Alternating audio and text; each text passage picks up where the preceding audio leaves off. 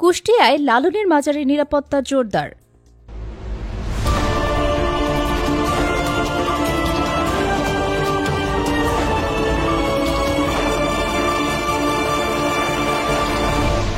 Channel CB.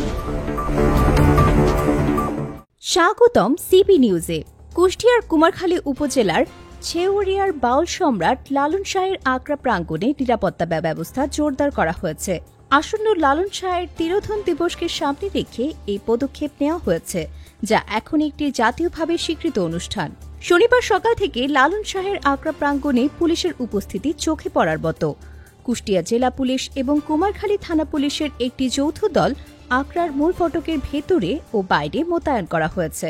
আগ্রার পাশের বাসিন্দা এস.এম. রাশেদ এই বাড়তি নিরাপত্তা ব্যবস্থার বিষয়টি নিশ্চিত করেছেন।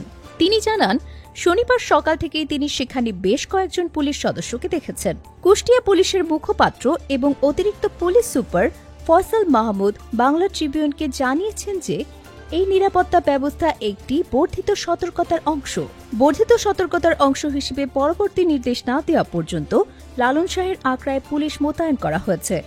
আগামী 24 ঘণ্টা পুলিশ সদস্যরা সেখানে দায়িত্ব পালন করবেন। তবে কোনো ধরনের হুমকি বা হামলার আশঙ্কা নেই, তবুও আমরা আগে থেকেই প্রস্তুত থাকছি। তিনি জোর দিয়ে বলেন যে কোনো নির্দিষ্ট হুমকি বা হামলার ঝুঁকি না থাকলেও পুলিশ পূর্ব প্রস্তুতি হিসেবে এই পদক্ষেপ নিয়েছে। লালন একাডেমি এবং কুষ্টিয়া জেলা প্রশাসক আবু হাসনাত মোহাম্মদ আরিফিন এই মোতায়েনকে রুটিন পুলিশি কাজ হিসেবে বর্ণনা করেছেন। এই বর্ধিত নিরাপত্তার একটি বিশেষ কারণ হল লালন শাহের তিরোধন দিবস। প্রতিবছর কার্তিক মাসের 1 তারিখে এই দিনটি পালিত হয়। সরকার এটিকে ক শ্রেণীর জাতীয় ইভেন্ট হিসেবে স্বীকৃতি দিয়েছে।